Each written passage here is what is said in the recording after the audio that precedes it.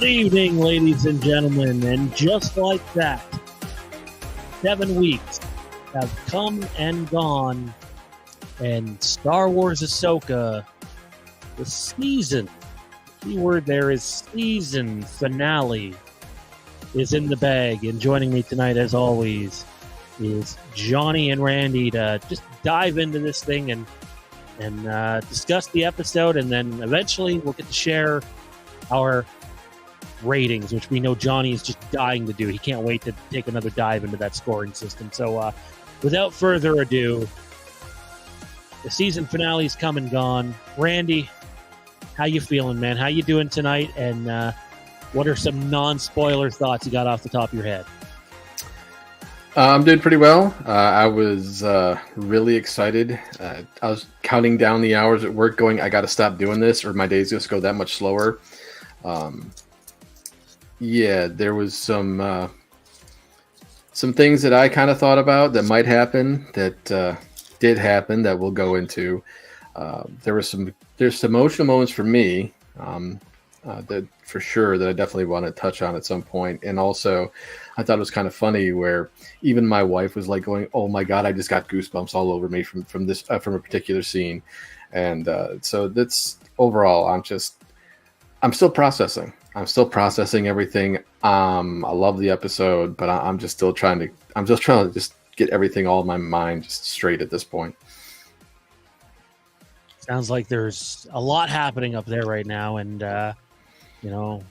rightfully so. It's a wild journey. 8 episodes are in the books, and Dave Filoni's first season of live action TV has come to a conclusion.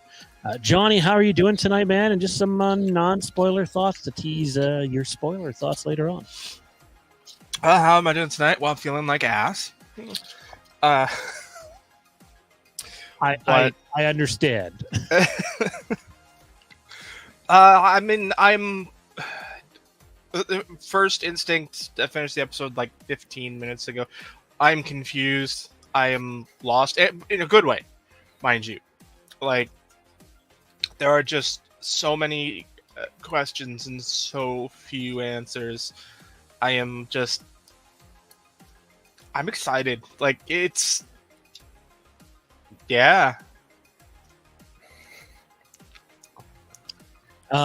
It's been a wild time. It's crazy to think, obviously the strike played a big role in this, considering the problems that are surrounding Skeleton Crew. And that's not to mean that it's going to be terrible, but it's well publicized that there were issues during the production of that, and that reshoots might be needed, and it sounds like they are needed. And it basically is going to push Skeleton Crew. This is the report anyway, not confirmed yet, but it seems to be basically that at this point, is that Skeleton Crew will get pushed to the back half of 2024, and the Acolyte will stay where it was always meant to be, in probably a May release date in 2024. So the Acolyte is next, and I don't know if you guys had a chance to see that not great quality trailer I shared yesterday, but I'm really excited for that show. I think that show legitimately has the chance to be the Game of Thrones of Star Wars, and I thought there were scenes in tonight's episode that were very, very reminiscent of Game of Thrones. And we'll dive into that for sure. If you want to share your thoughts in the comment section, please feel free to do so. We'd love to hear them. Spoilers are allowed in the chat now, so have at it. And just let us know what you thought of the episode. What did you think of the character's journey, specifically in this episode, where it ended up? We're going to talk about next week on an entirely, I guess a soft relaunch of the Legacy of Star Wars podcast. The three of us will be on here weekly, and we'll have a chance to look at the series as a whole so far. But tonight we're going to focus in on tonight's episode. Man, I honestly, if we do things out of order, that's fine with me. I just kind of want to go around the table and just sort of pick some topics one at a time. And Randy, I'm going to let you start, man, because you definitely seem the most excited out of the three of us.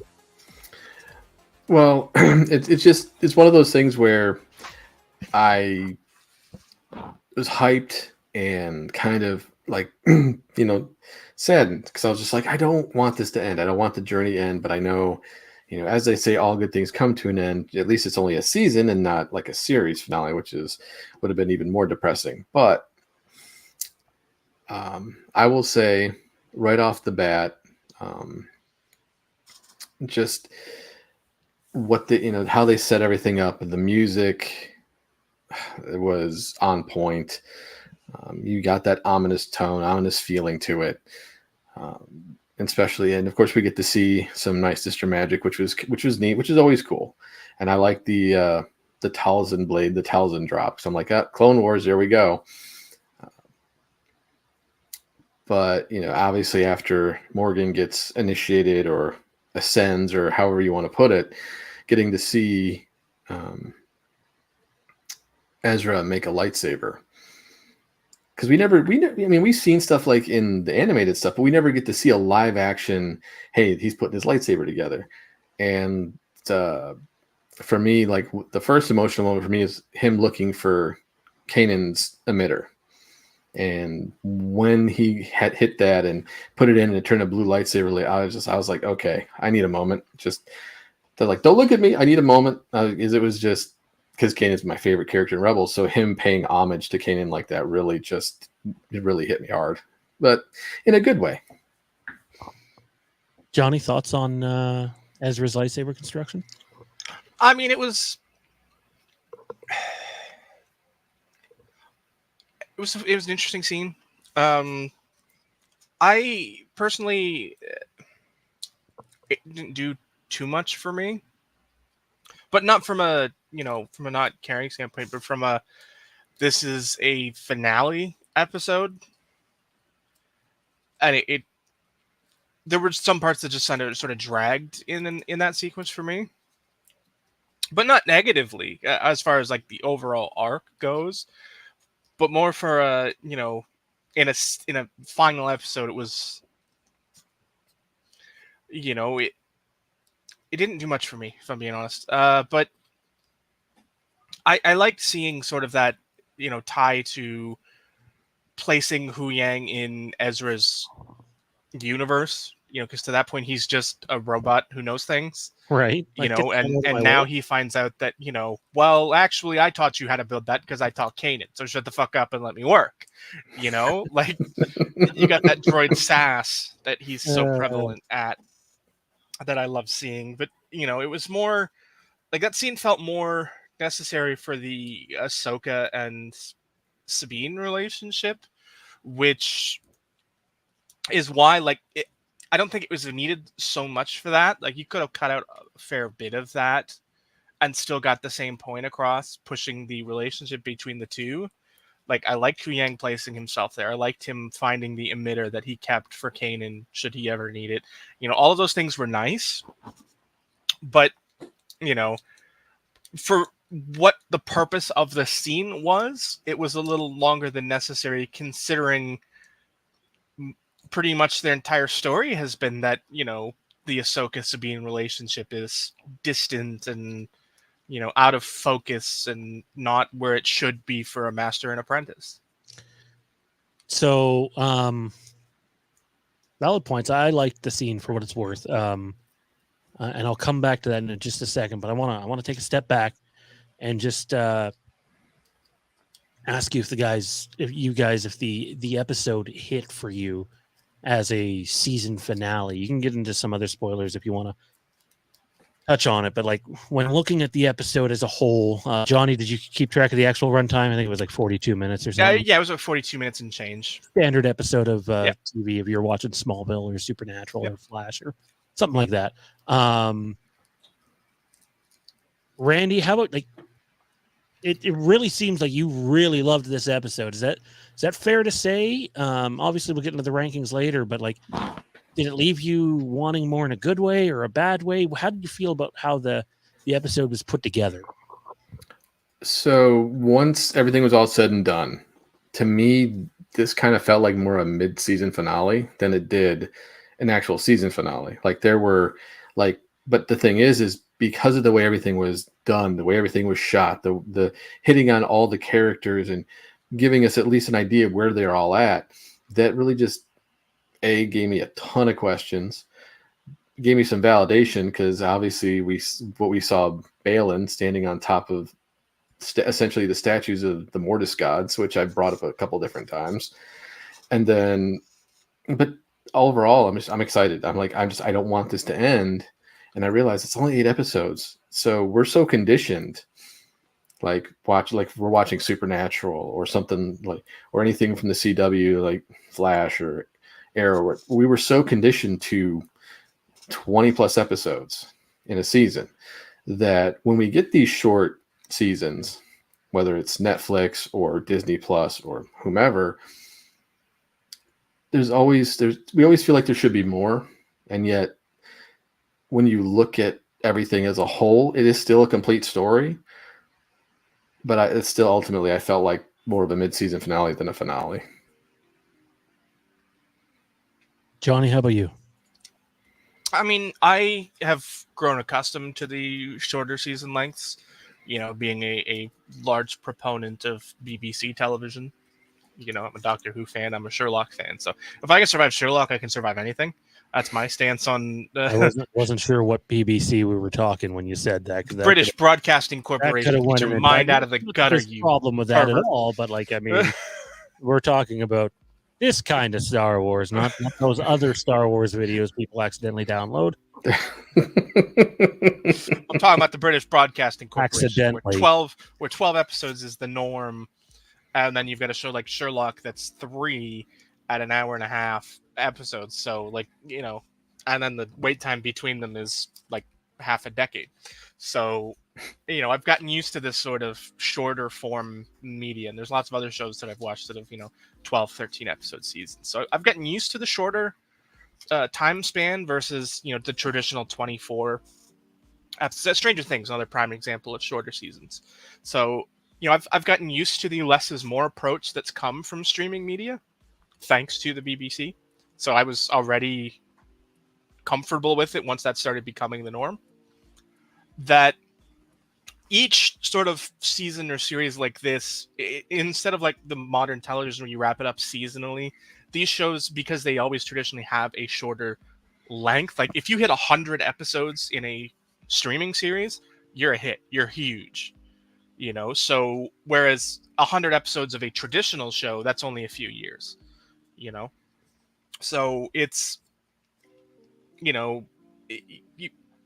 or I shouldn't even say that, because it's 50 episodes, not 100 episodes, because it's 220. But you know what I mean? There's so much less is more with streaming that I sort of bundle them up as an entire arc from one to final episode versus one season. So building this up sort of as like the first chapter of the story, I love it. My concern is more the way that the Disney Star Wars era has interwoven itself with all of the other series, that it sort of gets lost where, if you don't watch everything, you're going to get lost. It's very clear that, the next season of Mandalorian is going to be a big part of this. They already set the tone for that with Din agreeing to help out the New Republic Rangers hunt down remnant of the Imperial Remnant threats. It's very clear that they set up that then, and they're just paying it off now that, okay, this is a real thing, and this is where Din's going to fit into the story. And, you're going to get, I assume you're going to get some Din and Ezra interactions. So, you have to follow these through everything, which is a little detrimental to certain viewers, because not everyone's going to watch everything, and it will hurt people who don't watch everything. And that's the fear, is that, if you watch Ahsoka season 1 and then you don't come back until Ahsoka season 2, by the time you come back to Ahsoka season 2, you're going to be very confused by what it's going. There's a not zero chance that Ahsoka season 2 will start with Ahsoka and Sabine no longer on this planet. They could very well make their escape during Mandalorian season 4, 5, or whatever, or something else that happens in between. It's not. Skeleton Crew is the one I'd be watching for on that. Yeah, exactly. Because that does sort of. You're right. Actually, now that you sort of put the pieces together, it does make a lot of sense that Skeleton Crew would fit on this planet in this universe more than in the regular. So yeah, when you place it like that, it does make a lot of sense. Yeah, So I think you hit the nail on the head, but I'm going to go one step further and just let me say I enjoyed the episode. I thought it was a good episode. I think there are things in it that we are about to geek out about, one that I posted in the chat. And the funny thing is when I seen that, okay, I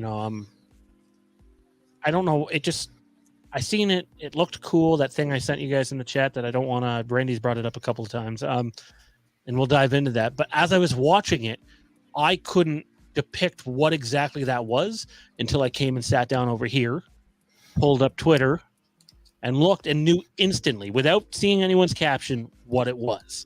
And we'll get. My brain didn't get there either. Watching it, my brain went in an entirely different direction. I'm not saying I wouldn't have gotten. I just thought the couple of seconds we got the shot of it from afar, that's hard to grasp that from. And I will say this: I don't think this season finale works at all for the casual audience fan. No. I don't. No, of course not. And that, I think, becomes a problem because now, like, I don't want to spend all of our time talking about what's Disney going to green light, but like things are changing over there. They are like the straps have already been on tight lately. They're going to be on tighter now. So if certain people checked out during this series because it was too inside baseball, that's going to hurt the numbers the further we go on here. And I'm sure Kathleen Kennedy is going to go to bat for Dave Filoni and say, hey, this is leading to the movies. We have to do season 2 of Ahsoka. Everybody was wondering what did Filoni and Favreau mean when they said, no, Ahsoka season 2 has to happen before we get to a movie. Like, you see it now. It to me, it does have to happen.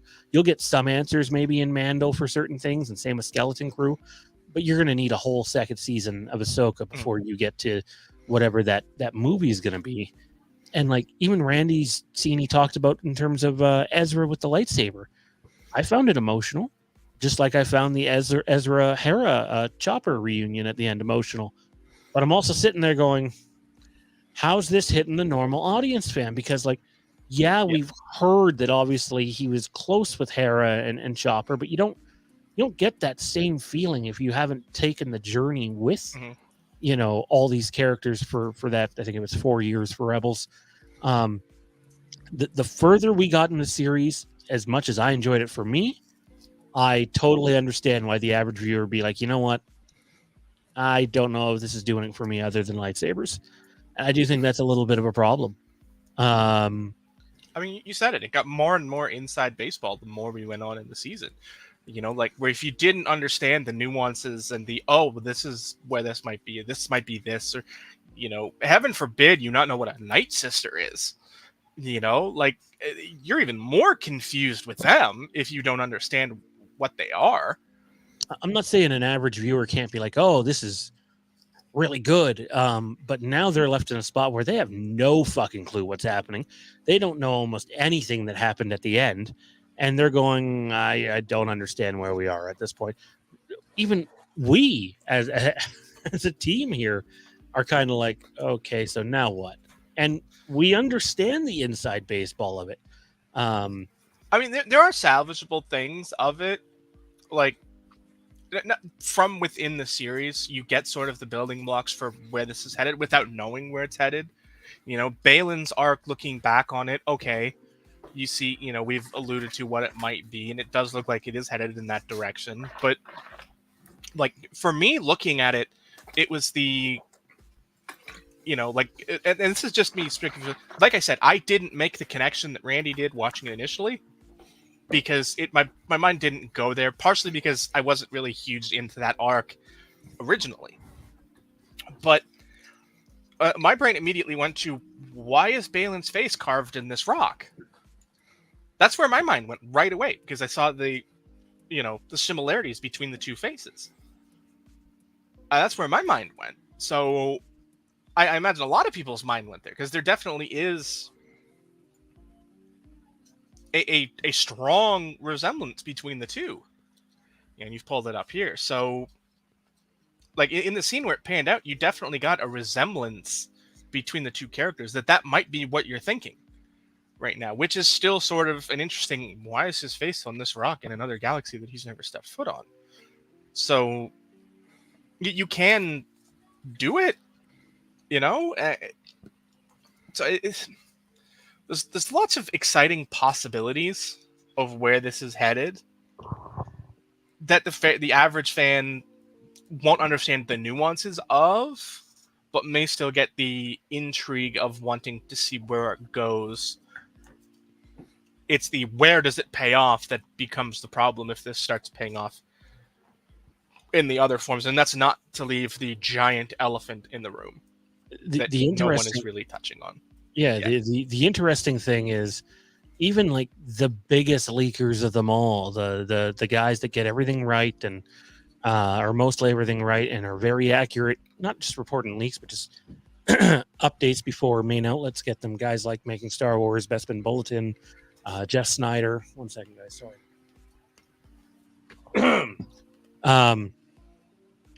But they were all pretty adamant. There's no way this show is going to go as deep as Mortis. Well, guess what? You talk about inside baseball. I don't know if it gets any more inside baseball than going, yeah, you know, you can put the Zepho out there, or you know, the oh my God, what the hell are the names again? The guys from Knights of the Old Republic, the ancient ones. It's killing me. I don't know. The Rakatan. It could be the Rakatan. Maybe it's the Vong. I still think there's a Grisk issue that Thrawn hints at during this episode. But make no mistake about it. That is 100% the father from Mortis. And I sat there and, like, for me, again, not watching the episode, but this is the first thing I saw when I sat over here. I was like, oh, they did go that deep. Where the fuck are we going now if we're going that deep? Well, if you look at the picture to the right, you see the son, and in the left, you can see the body of the daughter, but the head's cut off, basically, from time. When I saw that, I literally screamed, "It's the Mortis gods!" My wife looked at me like, "What?" Because she hasn't watched Clone Wars, so sure she didn't know. And I'm like, "Well, you saw the mural in Rebels, right?" She's like, "Yeah, I remember that part." And so I had to explain to her who the Mortis gods were. I think there's a lot of foreshadowing going on here that if you're a fan of the Ahsoka character, you might be worried about whose head ends up on that rock later on. I think there's foreshadowing with Anakin, Ahsoka, all of it here. Thrawn bringing it up in a big way. Yeah, I like it. I honestly, even as one of those guys that is very inside baseball with Star Wars, like, my spouse is to my peripheral vision right now. She didn't see the episode. She's seen like the last 5 minutes. She walked out. She doesn't have fucking clue what Mortis is. Like, not a clue whatsoever. And I just wonder how the hell you're going to present that to the average viewer while still not making it, like vanilla flavored ice cream for the diehards. Like, that's one hell of a deep pull to go to. Randy, do you have any thoughts on the reveal? You were the only one of the three of us that noticed it, what it was during the episode, what it possibly means, how Baylan ties in, how Anakin ties in even. Like, what's going on here?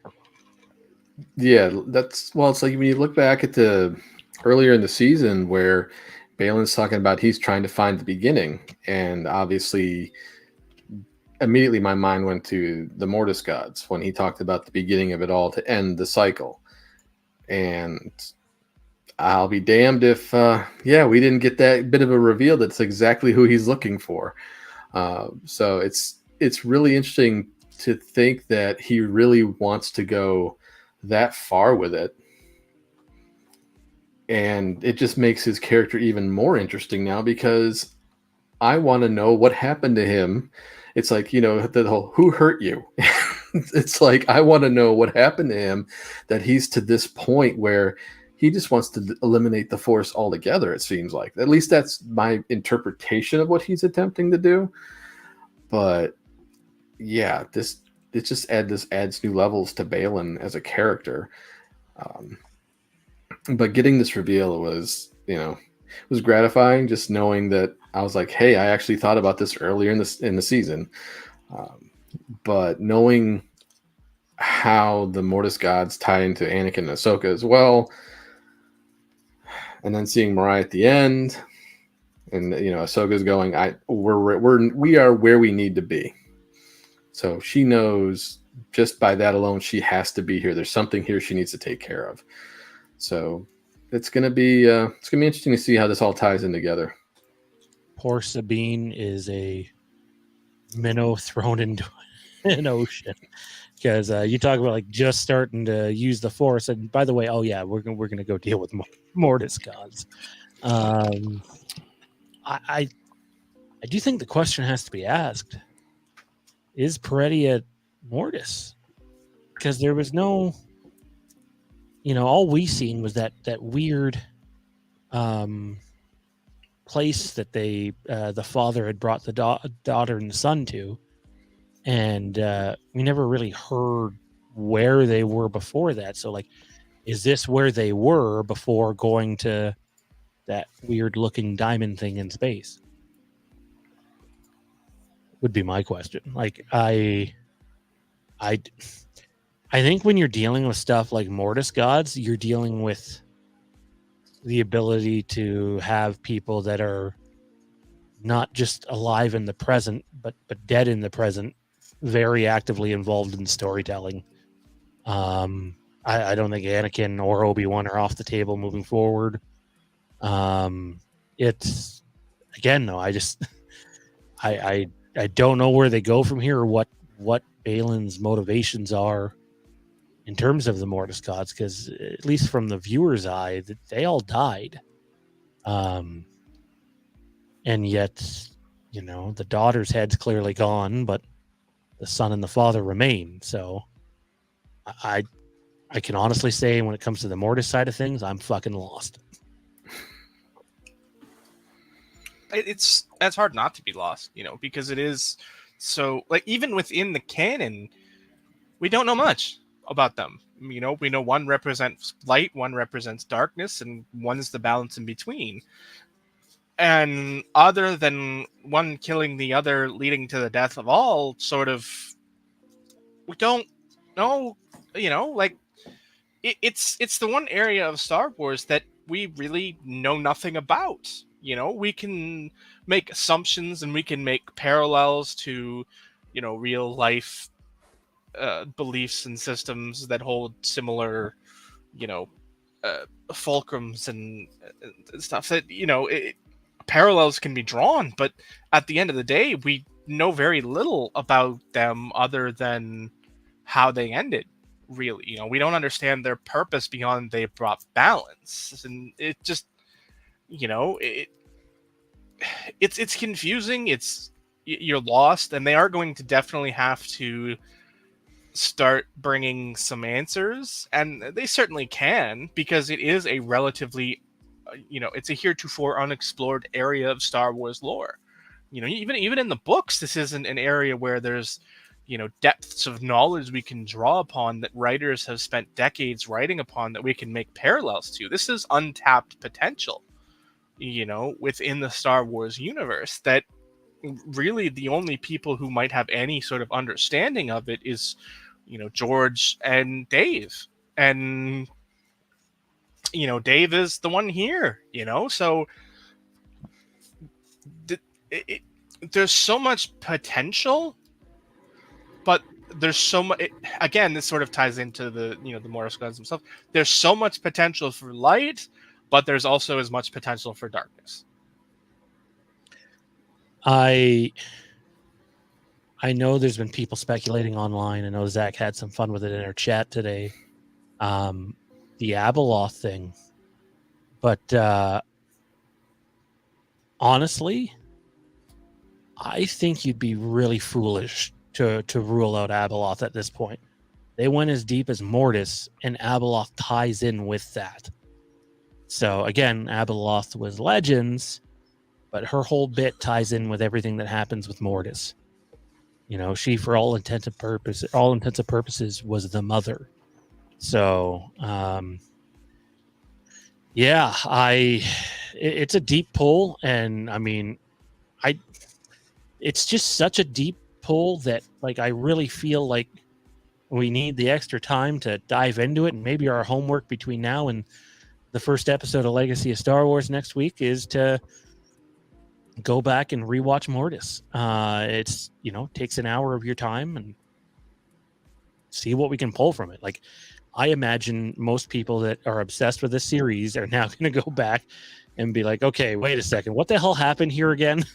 and pick it apart. And I'm sure there'll be people diving into the Abeloth lore, and it just, like, again, I know people were like, well, you can't have anything like too massive happen before the sequels. And I'm just here to say that filmmaking doesn't work that way. Hollywood doesn't work that way. It's about storytelling and dollars and cents. And if they think they can tell a good story that's going to make... More so the latter than the former. Oh, for sure. But if they think they can tell a good story that's going to make dollars and cents, it doesn't matter what, half of a paragraph was during the Force Awakens crawl. It just doesn't. The audiophile show, says, I think they took too long and too little episodes to tell equally important stories, and ultimately didn't do enough with either. I will say I think they took too long. We'll dive into this more next week, but I think they took too long to get to the meat of it. And obviously with 8 episodes, I think I want all 8 of my episodes still closer to an hour. Some of it felt rushed, and I thought tonight's episode was one of those episodes that, even though it was 42 minutes long, it felt like certain scenes didn't get a time to breathe. And, it was a 90-minute episode packed into 42 minutes. Yeah, that's basically how I felt. And that's cool and all, but it's a little too Mandalorian for my liking, considering some of the episodes in this series have given moments time to breathe. Like, it's a real tragedy that, and obviously you cannot predict someone's untimely demise.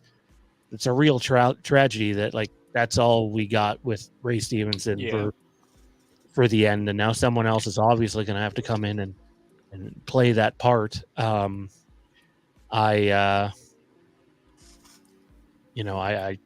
It sucks. I mean, you can't blame them for that. It's a bit of a bummer that basically our last, I mean, I don't think he had dialogue. So no. Yeah, it's just kind of sad that was it. Any thoughts on that from either of you? I mean, I think you said it. It was 90 minutes of meat packed into 42 minutes, and that's, you need time to breathe on something. You need time to process some of those things that happen. Like, there was a lot of great storytelling packed into this episode, but there was a lot of it that sort of, I complain about filler all the time, which sort of sounds counterintuitive to the argument I'm making right now, because this is a time where you needed filler, but not for filler's sake. I'm against filler for filler's sake. Like, when you have a sequence or scene or episode that's just pure filler to give you time to breathe between episodes, that's too much. But to give you a scene in between to take a breath and be like, wow, that just happened, and not miss any part of the main story is fine, because there was no time for us to stop and think, and analyze within, the episode to be like, oh, that's Mortis. That's the Mortis gods, right away. Like, unless you're Randy, who had preemptively made that jump in your mind, like your mind was preconditioned to that beforehand because it was one of your theories heading in, which works because, you were right. But, those of us that didn't sort of have those preconceived notions or thoughts or, hypotheses didn't make that jump right away. And we didn't have time or any sort of inclination to be like, oh, wait, that's that. And there was just so much going on, and you didn't have time to breathe in between story beats, and it took away from the overall arc. I mean, on top of which, like Sean said, the Ray Stevenson thing is tragic, because this was, this was the role of destiny for him. You know, this was his role that was going to make him so much bigger than what he was, because it had, you know, in my opinion, this was a star-making performance. And I don't know, you know, like, are there actors up to quality that could step in? Absolutely, there are. You know, I have one in my mind that I would like, you know, that it'd be like if they announced it tomorrow that he was stepping in, I'd be like, all right, I'm here for this. But spoiler alert, it is not Jason Statham. That's just horrible casting, in my opinion. Who said that? You haven't seen that one? No. Oh, Lord. That's one of the internet's big beefs. Like, oh, it has to be Jason Statham because they look alike. I've heard Gerard Butler too. Is it like, okay? So it's Gerard and Jason. I've heard Jason and Gerard, but either way, neither of those guys. No. I don't want an action star to play this role. This is not an action star role. This is a meat and potatoes role. This needs an actor. And I'm sorry, Gerard Butler and Jason Statham are not actors. They are action stars. That'd be like recasting. It'd be like recasting Tom Hanks with Sylvester Stallone. Like, what? No, you don't. No, excuse me, no.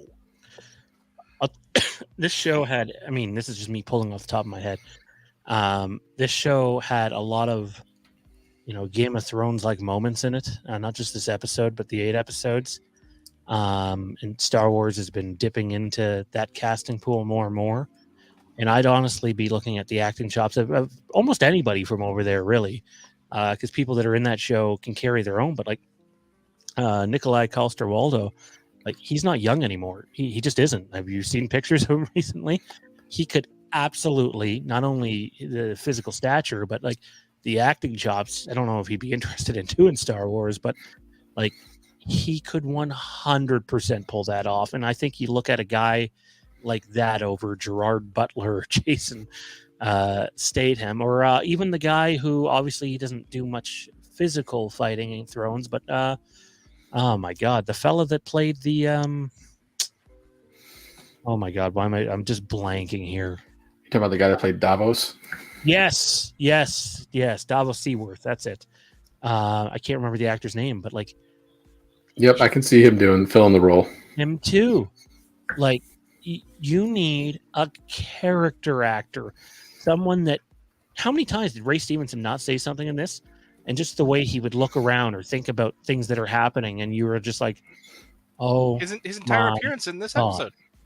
Right? Like, you need someone like one of the two guys that we just mentioned to come in here and do that. So I'm not saying it's going to be a Thrones guy, but don't be surprised if it's someone, you know, in that vein. Liam Cunningham, thank you very much. She also said Vincent Regan from One Piece looks so much like Ray Stevenson. The guy that played Garp, yeah. I don't know who that is. I know what One Piece is, but I don't know who that is. I mean, since we're throwing names out, I'm going to throw out the name I got in my head. Liev Schreiber. Yeah. Yep. Oh, for sure. Yeah. Like, he's got the action chops from Ray Donovan, and he's got the acting chops. Like, look at his whole career. Like, he is my first phone call. If I am Kathleen Kennedy, I am picking up the phone and I'm calling him and saying, you know, you've seen this character, you see that it, you know, what it is. It's not just action schlock. It's that shot there resembles him. Exactly. Like that was where the comparison went. Somebody, I saw this earlier today, the first time was somebody put, and I'm like, wait, because it was like an AI amalgamation face that someone had done. It was a mashing of Ray and Liev, and it was the two, and it's like they're the same person, sort of effect. And it's like, oh my God, they do look very much alike. This could work, and he's got the chops to pull it off. The audiophile show says, I agree. It's a bit of a letdown for the memory of Ray and his impact on the show, but also for Balin's character and his mission / motives for someone so interesting. Yeah, I think if I had one critique on this episode, it would be I'm all for leaving questions on the table to be answered still. And frankly, I do think the Mortis pull, obviously, at the end is a pretty big answer. I do think that there were too many questions left unanswered, But again, I think it's those type of things that I think it's spelled out if you go by it frame by frame what's going on. There's sorry, go ahead, Johnny. Well, I was gonna say I think you also need to leave breadcrumbs for the casual, For sure. and mean, I think you you could got have fucking achieved that loaves of very bread for them. easily just by adding 2 words. If you do a shot like this, like we're showing here on screen of Balin looking up at something, if you take that end sequence and you have Balin looking up at the rock face, which they did, but you shot it from the back, not the front. If you show that shot and then you have him say, "Hello, father," and then it pulls back to do the face, if you don't know right away what it is, you have some sort of context that you can put into, type in Google Star Wars father, and you will follow the breadcrumbs that will tell you, that will give you some sort of explanation to what it is you're dealing with, which can allow you to do a bit of research and look up a Wikipedia article or a wiki article or whatever your preferred source of knowledge is and get some context. Yeah. It's simply you can go to YouTube and just pop in, a search for that as too. well. You want to take a crack at pronouncing this, Johnny? What?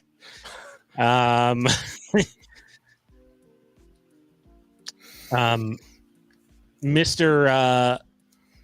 Or I don't even want to go there. Marunal. If I'm butchering the pronunciation of that, my apologies. I made the effort though. That's got to count for something. I'm gonna rewatch Clone Wars to compensate for this. Honestly, my little guy and I have been going through a lot of Clone Wars lately. I've definitely watched more Clone Wars in the last month than I've watched in the last probably 10 years. And I gotta say, it's been really good. We kind of glazed over the Mortis episodes not too long ago. Definitely going to go back and touch on them now. I think everybody who is just, diehard Star Wars inside baseball fan is going to be touching back on Mortis. And I really do think that's something that you might see us do on our first episode of the relaunch of the podcast next week, which you'll be able to catch Tuesday. I don't think we've decided on a time yet. I think the earliest we can do it's 9. So be on the lookout for that. And it'll be live, and it'll be... honestly, the live show will probably remain on Fandom Empire, but you're going to get short clip pieces and shorter videos over on our Legacy of Star Wars channel. And if you're a Halloween fan, by the way, the Legacy of Halloween has officially launched, and you'll be seeing videos go over on the Legacy of Halloween, the Legacy of Star Wars, the Legacy of Westeros weekly. So be on the lookout for that. And yeah, the Legacy of Star Wars. So we got a lot coming, and looking forward to just diving into lore. And honestly, this episode touched, again, ever so briefly touched on so much damn lore that there's just so much to consider. I thought one of the more telling things in the episode was the way Lars Mikkelsen played Thrawn. You can tell the witches make him feel very uncomfortable in their whole thing, and that he doesn't really want to have to utilize that. You can tell it's just not for him. And again, it was phrased in a way where it was like, yeah, for the Empire, we need to, they tried to say it was for him. And he's like, for the Empire. And he's like, for the security of our galaxy. Again, he's not talking about the security of the galaxy because of the New Republic. That's not what's going on here. There's a deeper thing at play here. And really, I think they've done the unexpected. And I think you got 4 things at play. You obviously have the New Republic as a side. You have the Imperial Remnant as a side. You have whatever Thrawn perceives to be a threat, which we assume is the Grisk. And now you have the whole Mortis side of things with Balin and Ahsoka and all that. So, you got 4 different things weaving in your storytelling, and that doesn't include what's going on in Mando. So there are definitely a lot of spinning plates in the air right now. More than I have ever seen this franchise do at once on screen. Successfully. In some form. We spent a lot of time trashing the sequel trilogy, but the sequel trilogy could barely spin one plate in the air properly. And here's Dave Filoni with some degree of success spinning 5 different plates in the air simultaneously, and people are like, oh, he's not qualified. Excuse me? Are we watching the same things? The sequel trilogy couldn't successfully spin the Rey storyline, and here Filoni's doing Imperial Remnant, New Republic, Mortis, Mortis, the Force itself, the like rebirth of Mandalore. I mean, come on now, they're like this. Well, and obviously we need to see what's going to happen on Dathomir with everything they brought back. So there's that as well. The Night Sister. So really, and I almost feel like the foreshadowing was a little too on the nose in this episode if it plays out that way. Like, is this going to show the full thing? Okay, so Randy pointed out that the sister's head is missing. And I sit here and go, oh, God, is somehow Ahsoka's head going to get on that thing? And that's where she dies somewhere during, again, not next season necessarily, but during this overall Filoniverse type story. Is that storytelling a little too, is the first foreshadowing too on the nose there? And I thought there was this moment in the episode where Thrawn tells them to just blow up the temple anyway. And the Night Sisters, or whatever they refer to themselves as, you can tell are not. Well, they are not happy about that. Happy with that call. And I sit here and think back to how Thrawn died in Legends with the Nogri, and the Nogri found out how Thrawn was using them. And I hope, what I'm saying is I hope this doesn't end with Thrawn getting killed by a Night Sister, because you foreshadowed that way too evidently in this episode. I think anyway. I hope it doesn't come out to be that way, because I don't think we should know the answer to that already. It should be completely up in the air. Yeah, I mean, I think we're gonna get some answers in there. I exactly that. I don't want this to.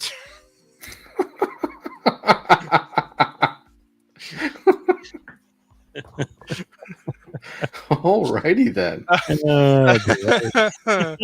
Okay. I don't want it to turn out to be that, because it is a little on the nose, and I don't like. I never wanted to be that obvious. Like, I sort of halfway through started saying that it was weapons to fight the Grisk for Thrawn. Other people were saying it was just Night Sisters. I think at the end of the day, we're both right. Because I think that, what we know about the Grisk is that they're immune to the Force. They're pretty much the Yuuzhan Vong, but Night Sisters don't use the Force while sort of using the Force. And I think that is a very interesting counterbalance to that. Having Night Sister magic when you can't use the Force makes a lot of sense from Thrawn's side of things. So I do think now I'm firmly settled that that's where we're going, and I think obviously going to Dathomir kind of proves that at the end, because why else would you go to Dathomir? So, it'll just be interesting to see if we can get to that payoff, or if that's sort of where he's going before he ends up overplaying his hand, which is usually how Thrawn ends up. Somebody doing something crazy and stupid, or Thrawn overplaying his hand. It's interesting because you've really set up for the soldier portion of this with Thrawn and the Imperial Remnant against whether the New Republic participates or not, I don't know, but either this ragtag group or the New Republic, the Mandalorians, or all of them. But you also have the magic side of it with the Night Sisters, the Force side of it with, Ezra's back in known space. Well, guess what? The only real other known Jedi in that space that we know of, there could be more Baylan and Shin. In fact, I expect there to be more people like Baylan and Shin. Not a ton of them, but they're out there somewhere more than likely. But you now have Ezra and Luke in known space, and in unknown space, you have the Mortis shit with Ahsoka and Shin and Sabine and Baylan, and how did the Mortis plan it? How did the Grisk plan it? The hints were there. A lot of balls to juggle. It sounds weird, but there's no doubt season 2 is needed. But I look at even season 2, Mando season 4, and the way Mando's written, you might have a couple of episodes that touch on this. and the rest will probably be random standalone shit. Wouldn't be surprised if Skeleton Crew's the same way. But like even one Filoni movie doesn't feel like enough to wrap up all the things they have in play right now. Like I think we're looking at, in some majestical way, the next half a decade to 10 years of Star Wars in front of us. Not saying there isn't other stuff, but like, does the Mortis stuff come up in The Acolyte? I sit there and wonder if that loosely ties in now too. Yeah, this definitely feels like we need a Filoni trilogy of movies rather than just the one. But ultimately, yeah, there's so much here. There's so many questions. There's so many different directions to go in, and I don't mind it. But obviously for me, knowing how everything fits together, that's one thing. I guess the big thing is how, for like you were talking about earlier, the casual viewer, having all these pieces in play, does that pique their interest enough to keep them coming back for more? I'd love to get a hold of like a casual viewer that I'm, not engaged to, and pick their head apart of, where are they? Did they like it? Did they enjoy it? Are they intrigued about what's next? Jake, what's going on, man? He says absolutely asinine to step out of the shuttle on a New Republic ship with a stormtrooper helmet on. Yeah, that sounds like something stupid Ezra would do back in. Exactly. I mean, let's be honest though. The stormtrooper armor was a very common disguise for Ezra Bridger.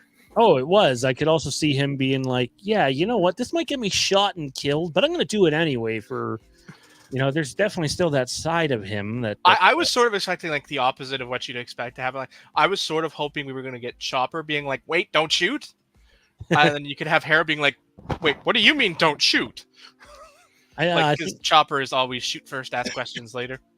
Yeah, if he's the one saying don't shoot, then you've immediately got to stop and go, "Wait a minute, why don't you want us to shoot?" Yeah, I think we got a bit of that with Chopper going up to him. It was just one of those times where like they've done a good job of making him understandable immediately without the translation. This was one of those times where he was not understandable, at least to me anyway. I watched this scene, Johnny, and I immediately thought, Johnny's pissed again.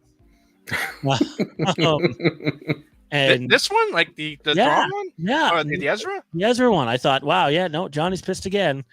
Because this is one of those scenes where I go, like, obviously it's going to come, but like, if the episode's 10 minutes longer and scenes are given time to breathe, you probably get the meeting between Ezra and Jason here. If the very next time we see these two characters isn't, there's someone I'd like you to meet, and they just skip the meet altogether, yeah, that would be bullshit. No, I mean, like, and then actually do the meeting.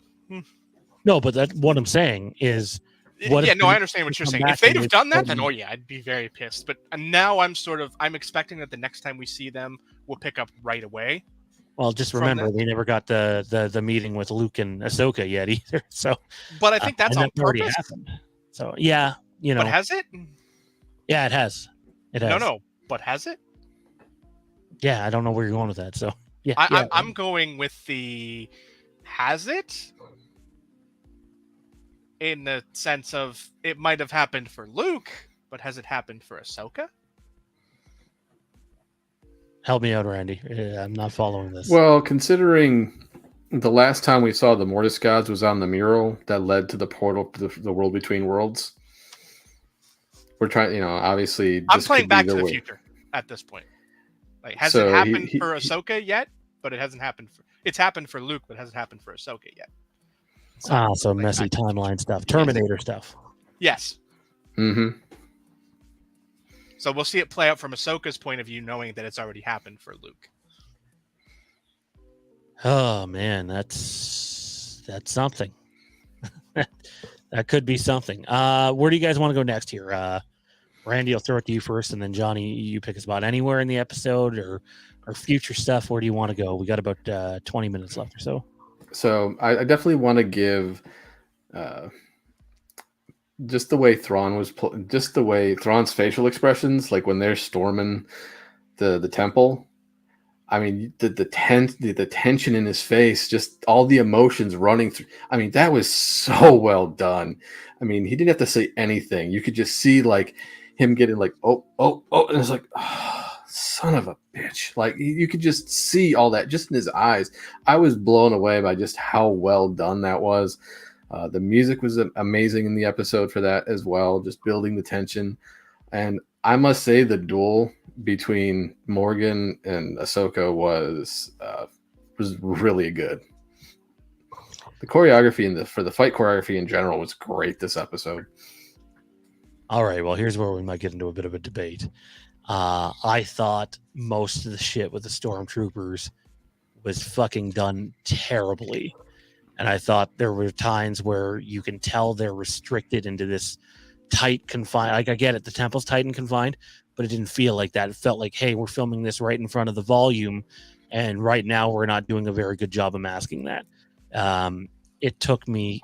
This would be prior to them becoming the whites from Game of Thrones. Everything before that, I was not enjoying at all. I thought it looked bad. And I thought it took me out of the episode, and I just sat there and went, this is the shit they need to improve on, because this, for me, is not hitting. We've seen fight choreographed in this series in prior episodes that are significantly better than what we've seen there, which I thought was a little unacceptable for a season finale, if I'm being honest. But then we get the moment with the whites, which done very well. I felt like I was watching the Long Night episode from season 8 of Game of Thrones, just better lit. And but the fight scene with Ahsoka and Morgan, wow, like that instantly made me go, okay, yeah, I can deal with whatever the fuck that was in front of the flat screen back there. This is pretty good. This is engaging. I'm digging this. I thought it was very well done. I've been saying it for nearly 10 years now. Just because Daredevil could pull off the hallway fight scene doesn't mean every action series that follows it has to have one. Stop doing it. It's beaten to death. You're not going to be as good as the original was. Even the later Daredevil ones done by the same goddamn people weren't as good. Stop doing it. Okay? But other than that, I thought Ahsoka and Morgan was amazing. It was a phenomenal battle for me. I loved it because it was sort of that, that dichotomy of, wow, she can actually fight. Like you sort of get this image before then of Morgan almost being sort of a political creature. She was a descendant of Dathomir who could hear the sisters and became one, and then all of a sudden she's, battling with Ahsoka and nearly winning, until Sabine, makes the triumphant return. She had Ahsoka relatively well handled, including, destroying a lightsaber, which is not something easy to do.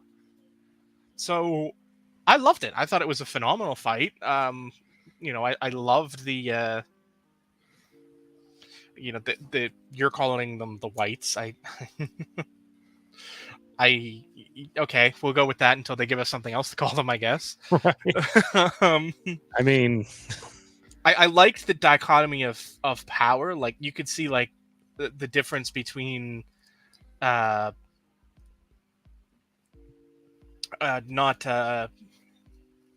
Starkiller and these Night Sister creatures, based on the fact that he got sliced once and turned to dust. These guys are actually taking, full on zombified, chop off the head or we're gonna keep coming.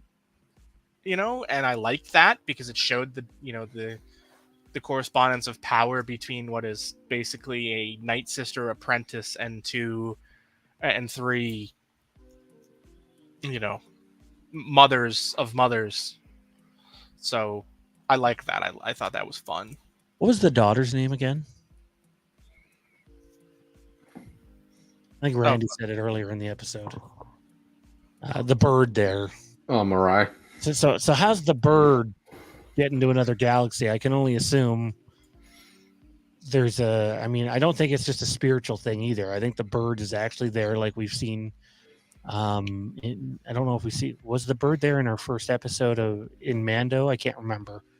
But was there Maybe. obviously in I think Rebels? so. My guess is there's a gate to the world between worlds Oh, absolutely. somewhere. Absolutely. I don't see how there's not. I think that's sort of the way that like they were looking at the end there, which we ended up finding out was Anakin. I think there was more than that, because that is the same general direction that they were looking. The way the owl flew off in that direction as well, because it was sort of over, like if you're looking at this photo here, it was sort of over that back peak where you sort of had that light funneling down, like that aurora borealis effect in the night sky that you saw there at the end. And I think that's where the entrance is. I do wonder if that's how they get back. Yeah, I mean, that's what I was thinking too. Is like when I saw that. I think it has to be. God, poor. I mean, I don't know if Tenet's droid there is going to be able to go back, but if he does, I can only imagine his reactions. Remember, it's an actual physical place they can walk on too. It's not just spiritually when you're close to death. Like Ezra and Ahsoka were both physically in that place. The first time, yeah.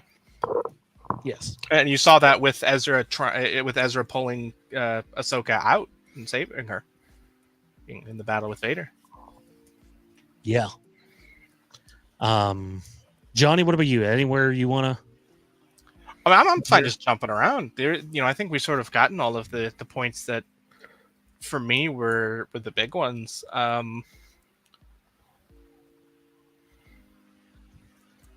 Boy, did I go all this time without realizing that? Well, I'm also in the same boat as you are. Same. Is it really? I'm now looking. But I will say I did like how he got it. Ezra's quick explanation of what happened with Thrawn when he got there. They basically both landed there. He found the Night Sisters. He woke them up. They repaired his ship, and he's been working with them ever since. I thought that was just a nice little quick explanation of everything that was going on. I was still curious about it because when we got there, we just saw the Night Sisters. We saw Thrawn. We didn't really understand exactly what happened. Now that we know that, then just like I said, Ezra's little line of, "Hey, he found them. He woke them up." That's the only explanation we really needed because we've seen the end result of that. So I thought that was a nice little touch. I won't keep this up on screen too long or we'll get taken down, but yeah, it was pretty well done. That being said, I tend to agree with Jake's take on Morgan's character. I don't know, even as possessed, it always felt it was too little, too late. If there was a weak spot in the show, I think it was her. Well, and I mean, we didn't really get to see a whole lot with Morgan in Mandalorian either. I mean, she did have the Beskar spear, and that they did have that brief fight, and so we knew she could fight somewhat. This is obviously a powered up version of her, but I did kind of find Morgan a bit of a whiny character to some degree. I'm just noticing now that Shin's lightsaber looks a whole lot like Kanan's as well. It does. Interesting. Very interesting. Well, if you remember when Kanan died, they gave Thrawn his lightsaber. So maybe it's just something that maybe they found the schematics for, or maybe Balin played more role in Caleb Doom's training than in some way or shape or form. I don't know, because Hu Yang is in possession of the most of the temple stuff. It seems like, as far as lightsabers go, that I don't know. He did make a point of saying he only had 2 of those. Yeah. When Caleb made his lightsaber, and he kept the other one for him in case he ever needed it. That I don't know. It like, could it be sort of a similar but different? Absolutely, I think. I think that's probably more or less what it is. Just something very similar. Yeah. Well, I think we've reached the part of the show where we'll give our rankings and then some brief thoughts on where we would. Hold on, before we do that, I need to talk about this. How did Sabine sense him before Ahsoka did? Well, I guess the way I look at it is, I guess the way the scene's delivered, she did, right? But I kind of just assumed Ahsoka was looking at him the whole time, but the way she turns around, So you think it was more of a you see him too? I think that's kind of what, because it would be very strange if Ahsoka didn't see him first. But I do think it's more of a wait, you actually can see him. I think that's kind of what I think they were trying to hint at. I think it might also be a touch of red herring, because again, this is one of those. He's still in that direct line, like you can't see it because of where he's standing, but you can see the cloud structure. It's right behind him where they had that sort of aurora borealis light. That if what Sabine was sensing was the entrance to the world between worlds, and Ahsoka's seeing Anakin there, that you sort of don't put the two things together immediately. You sort of think that it's, like That makes sense. you're sensing one thing, but it's actually something else. But it's just coincidentally in the same sort of general direction, which would make sense if Anakin is using the world between worlds to be here. Because again, we don't know quite how that works as far as the galaxies and Force ghosts apparating between the galaxies. I think one thing's for certain. That's Hayden Christensen's going to be suiting back up as Anakin Skywalker again. You don't say. I don't think and I'm all for it. His role in what's going on is anywhere close to being done. I will only have a problem with Hayden suiting up as Anakin again if they bring George Lucas back to write for him. If they do that, then I'll have a problem. But other than that, I'm good. All right, so let's get to our rankings again for this episode, and then we'll give where we hope this is going in the near future. Well, maybe not so near future, but yeah. So again, the rankings go as such.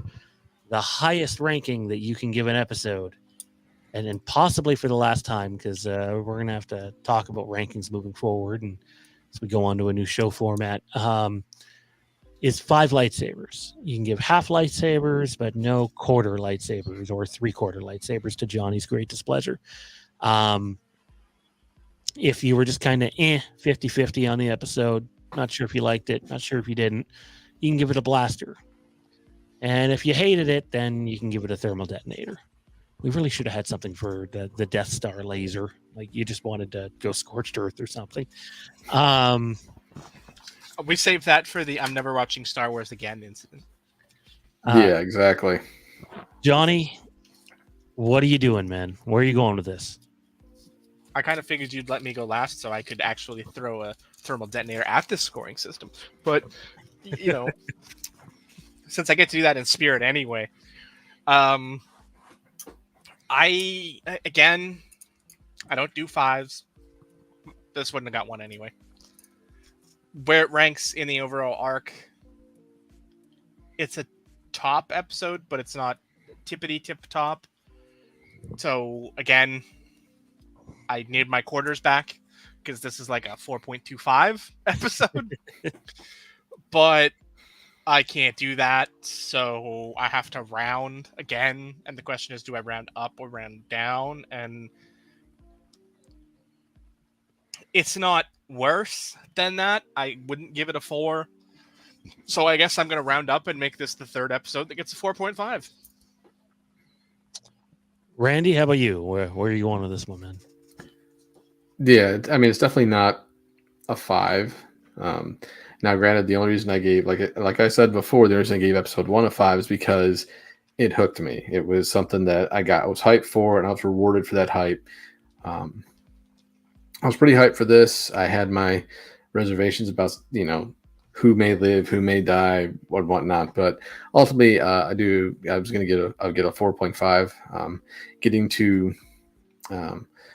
experience it with my wife, who's really getting into like the lore and stuff, starting to get into that stuff, and watching her experience it as well, really kind of just adds to that excitement level, which is why it's a 4.5. So I was all set to come on here and give this episode the lowest score of our episodes yet, not because I didn't like it, but because I think when you're dealing with the season finale, it raises the stakes a little bit. It's hard to score that as a normal episode. But once it became clear that it was Mortis, that made some sense to me. That really made me go, okay, wow, we're deep diving here, and we don't know where we're going to end up. And, it definitely left some questions to be answered, some big ones at that. So I also scored episode 2, I believe, 3.5. So I can't in my mind say that episode 2 is better than this episode. But again, I think I had some real logistical issues with the episode. And yet I'm, floored with excitement and curiosity about where the adventure takes us next. So I'm going to give it a 3.5. I'm going to give it a 3.5. I wish I could give it more than that, but 3.5 for me. That is gonna actually, before we do, whether you're watching live or watching after the fact, please comment down below. Let us know what your ranking for this episode is going to be. 5 lightsabers is the highest you can go. A blaster is 50-50. And a thermal detonator is you're done with Filoni shit. Not me. Give me more of it. But yeah, let us know down in the comment section. Last but not least, guys, where I guess 2 questions I have. One, where do you think it's going next, as if you had to place money on it? And 2, where do you want it to go? They're not necessarily one and the same. Johnny, I'm going to go to you first on this one, man. Where do I think we're going? Okay. I'm going to take the cop-out answer, and I'm going to say we're going to Mortis. Are we already there? I don't think we're already there, because Mortis is Mortis is where they ended up, right? Not where they came from. True. So I think we're going back to Mortis. If this turns out to be where they came from originally, that's entirely possible. But I think we're heading back to Mortis and the world between worlds, and that's where we're going next, out from the Ahsoka side of things. And where do you want it to go, or are they one and the same? I mean, at this point, I think they run a big risk with Mortis that they're going to get lost in the sauce. And that is a risk that Filoni is running here. Like we talked about it a lot in this episode, that, this series got more and more inside baseball. There is nothing more inside baseball in Star Wars than Mortis and the Mortis gods. It is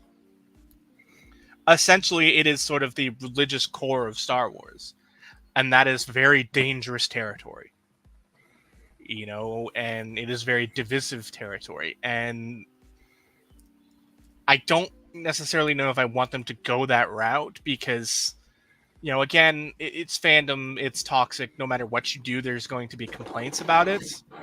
But if you start adding the religious undertones of Mortis into that, it gets a lot more dangerous and a lot more destructive. That I don't, that's obviously where they're going to a degree. I don't want them to get lost in the sauce of it, so I just want them to answer some questions without getting too deep into the lore. Save that for books and that other media. Man, I gotta say, I think the second that you introduce Mortis, that goes out the window. I know what you're saying, and I don't disagree with what you're saying. In fact, I think you're probably spot on. but I do think they're gonna maybe not get lost in the sauce, like you said, but I don't think you can go here and not have it go deep into the lore. They played this card, and it's really the biggest unknown card they can play. As you said earlier on in the show, like Dave and George, that's it. Randy, how about you, man? Where do you think it's going? Where are you placing your money? And where do you want it to go?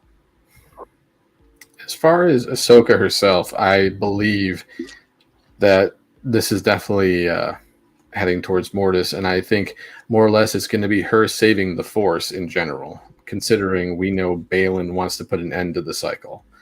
So I believe that's where we're going with this, and considering her ties to the Mortis gods, it makes sense that she would be the one that has to essentially save the Force, given that the daughter did sacrifice her life so that Ahsoka could live. So it's going to be very interesting to see how that all plays out. I mean, but if there's anybody that could pull it off, I trust in Filoni to take his creation and be able to at least give us a solid enough story that everybody can enjoy it, I hope. But you're definitely going deep with this one. As far as where I want to see it go, I want to see the Ghost Crew get reunited, all of them. So I want Ahsoka and Sabine to make it back to the other galaxy, because I want to see them obviously defend against the threat that obviously Thrawn's preparing for, but also clearly I have a feeling that at some point the Night Sisters are going to play a part in this as well. So it's going to be one of those things where I just want to have, it's going to be one gigantic war that no one ever seemed to talk about when it came to the sequel trilogy, but obviously at the time they didn't even know about it. So that's kind of what I'm hoping things go, that we actually get to see this new level threat that the galaxy's never seen before, that, like you said before, even Palpatine had inklings that something else was out there that was just way too dangerous, that as we've has been made clear in Star Wars in many different ways, that they're too dangerous to be left alive. So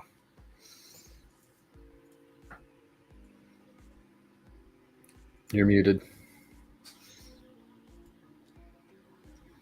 Good, because I'm quickly losing my voice here. Ben T. Dover, I see what he did there. They're dead. He's looking for Abeloth, or he's looking for them, and we'll find Abeloth. My guess is that is what Rey will be fighting in the new sequel trilogy. I do sit here and go, in some loose way, is all this connecting? Could we see, the outcome of this play out in the Rey movie? But the problem is the Rey movie is supposed to happen before the Filoni movie. I mean, not that Star Wars hasn't done backward storytelling literally since the beginning. What, you mean the original trilogy didn't come after the sequel trilogy? What, you're kidding? You're joshing me, right? They all came 1, 2, 3, 4, 5, 6, 7, 8, 9. You have to do them in order, right? I think Abeloth is just has to be on the table the second you went Mortis. Jake says, I don't know what to rank this episode, but I'd rank the episodes 5, 4, 3, 8, 1, 6, 2, 7. I'll admit, when I read that, when I was reading through chat, I read it in an 8-1, like the first one being his least favorite and the last one being his first favorite. And I was like, are you smoking? And then I realized, oh, he's in 1, 2, 3. He's in that order. The audiophile show, 4 ranked for the episode, especially for the visuals. The season felt like the original Galaxy Note. Samsung put money into it and stood behind it, but if it failed, they calculated the risk. Not where you were going when I read through that sentence and got to the original Galaxy, and it was like, oh, you mean like the Sam's? And then you got the Samsung. I'm like, huh? I love this idea. I'm all for it. Jake says, Mortis will be a Wizard of Oz deal with the man behind the curtain being George Lucas and Filoni. I'm all for that. And then this happens.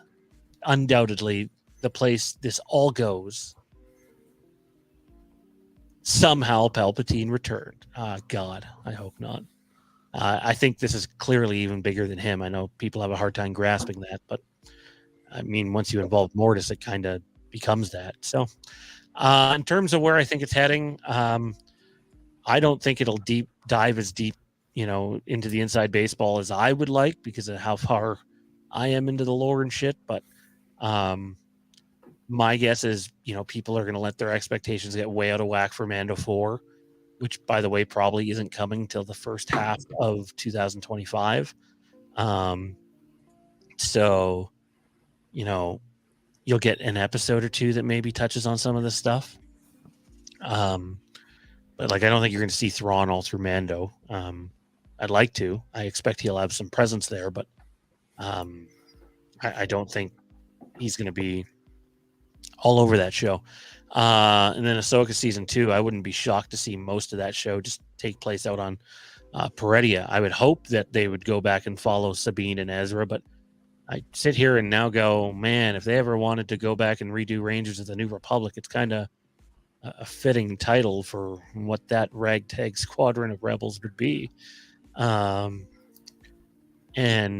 I don't know. I just think at the end of the day, somehow Dave Filoni has put all these, plates up into the air and is managing not to break any of them so far. And it's crazy because this is the type of storytelling that, well, it's not done on the quality level of Game of Thrones. It's the things that Game of Thrones made you do where it was like, you weren't just thinking about one thing as the show was going on. You were thinking about 5 or 6 different things and trying to follow all the threads, kind of like the threads of destiny, which is constantly brought up during the show. So I do think that, you got a bit of that going on. So we'll have to wait and see what happens. But if Filoni can see this all the way through to the end, successfully spinning all those plates without dropping half of them in the final season, it's already better than Game of Thrones. I don't share the same critical thoughts that you do for Thrones, other than the fact it was super rushed at the end, and that obviously David and Dan didn't have the best interest of the franchise in mind. What, you mean rushing out the final season so they could make a $100 million deal with Netflix that has produced absolutely zero product? Well, actually, they made the deal with Lucasfilm first and then backed out on that deal to go take the Netflix deal. But yeah, hey, HBO could have saved that, but that's a story for another time and another channel that we have access to. Did they win in the end, though? I mean, seems like it right now anyway. So, wait, who? HBO? Yes. HBO is winning pretty good right now. Yes, I'm saying, they're winning at this. Randy, final thoughts before we go here, man. It's been a hell of a first season. I came in really hyped for it, and I really wasn't disappointed. I'm looking forward to the future, and I kind of hope that Disney just kind of lets Filoni do his thing and really doesn't rush him to try to push stuff out, because I'd rather it take years so that he can actually put quality and time into it rather than get just force-fed stuff constantly, because ultimately that's kind of why we're where we're at with Star Wars now, is because they tried to force feed it to us so quickly that quality just wasn't a thing. It was all about the money, and we all know Filoni really isn't about the money. He's about the storytelling, and that's what I'm here for. For sure. I don't disagree with any of that. Filoni is definitely a very deep storyteller. I just didn't think he would do a lot of what he's done, and kudos to him. I hope he makes the landing stick. Johnny, final thoughts? I, like our good buddy Zach posted on Facebook, I am Dave Chappelle. Y'all got any more of those Filoni episodes? Did he post that? he specifically said Ahsoka episodes. I'm expanding to Filoni episodes. So, yeah. Fitting indeed. We're back at it next week. We'll probably have an official topic at probably by tomorrow what we're going to be doing for that episode. But you can catch us next Tuesday. Don't have a start time yet, but be on the lookout for us. And every Tuesday moving forward, too. So we're going to dive into so much Star Wars, movies, games, television shows. maybe a little bit of the books, some trivia as well. It's going to be a fun little deep dive from our past.